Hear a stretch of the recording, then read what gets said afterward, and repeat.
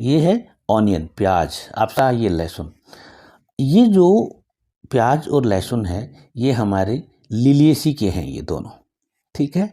अब आपको याद रहेगा कि लिलिएसी में कौन से हैं। लिलिएसी को कॉमनली लिली फैमिली बोलते हैं। और इस वीडियो का मकसद जो है वो ये कि जब एग्ज़ाम में क्वेश्चन आता है तो बच्चा पूरा 3 पेज भरता है, या फिर बच्चा जब एक फैमिली को जब पढ़ने बैठता है तो उसमें 3 पेज में पूरी फैमिली लिखी हुई है, तो बच्चे की पूरी खिचड़ी पक जाती है।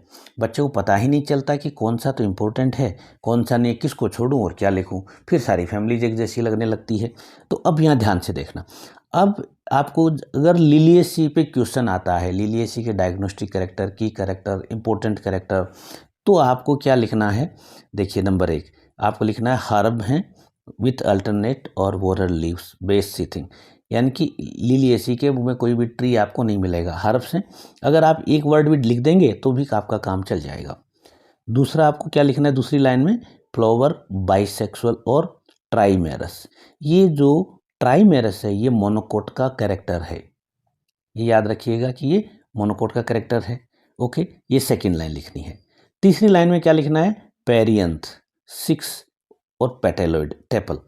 पेरियंथ तब बनते हैं जब कैलिक्स और कोरोला एक जैसे होते हैं, तब उसे पेरियंथ कहते हैं। वो ये भी एक मोनोकोट का कैरेक्टर है। तो पेरियंथ कितने होते हैं, 6 होते हैं, और पेटेलॉइड होते हैं यानी कि थोड़े बहुत कलर्ड होते हैं। सेपेलॉइड होते हैं तो यानी कि हरे होते हैं।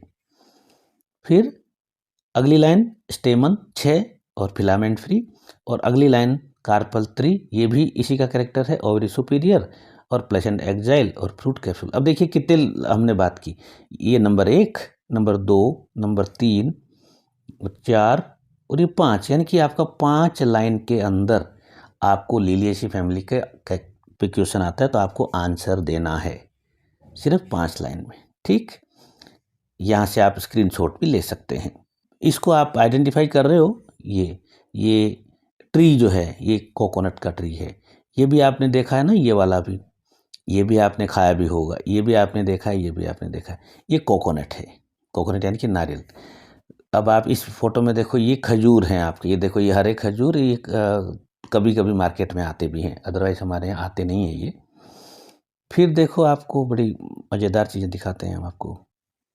ये भी खजूर है, देखो ये है खजूर का पेड़, और ये खजूर के पैकेट्स आपने देखे ही हैं, राइट।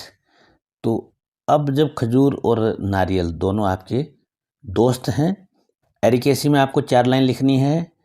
एक तो वुडी श्रब और ट्री, कोई भी यहाँ छोटे प्लांट्स यानी कि हर्ब नहीं है। पहली लाइन वुडी हर्ब और ट्री, सॉरी वुडी श्रब।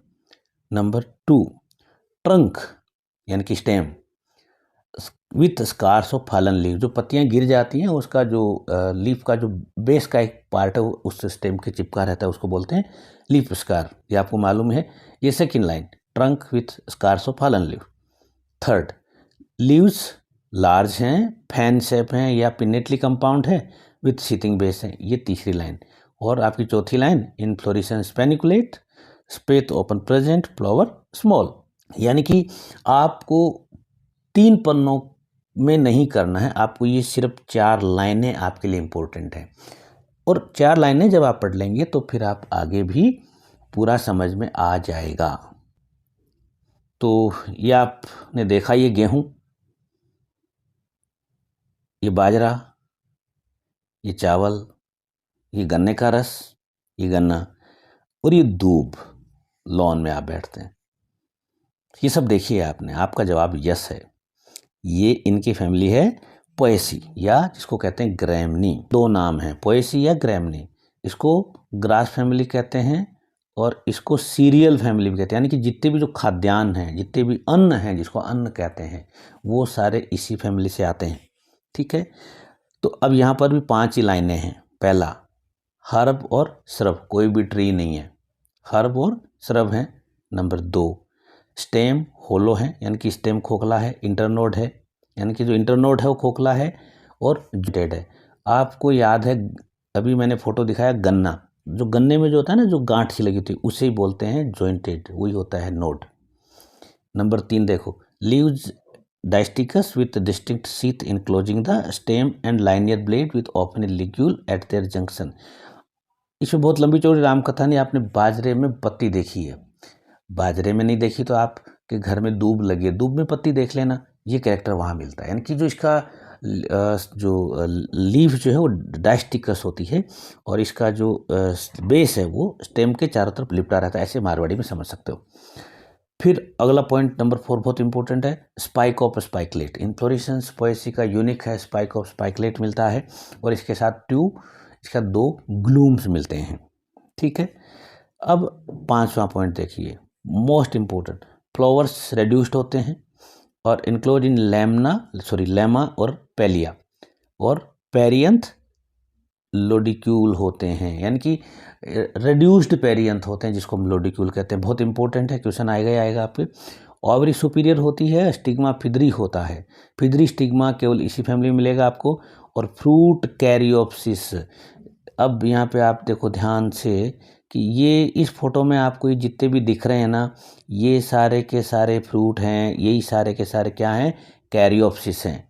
हाँ, अगर आपका यहाँ तक कोई सवाल है तो आप मुझे इस मेल आईडी पे मेल कर सकते हैं या फिर यूट्यूब में कमेंट बॉक्स में अपना सवाल छोड़ सकते हैं। और आपको लगता है कि किसी की मदद कर सकता है तो आप अपने किसी साथी को शेयर कर सकते हैं। और चूँकि मैं ऐसी वीडियो बनाता रहता हूँ तो आपको टाइम पे नोटिफिकेशन मिल जाए, इसलिए मैं चाहूँगा कि आप मेरे चैनल को सब्सक्राइब कर लें। Thank you very much.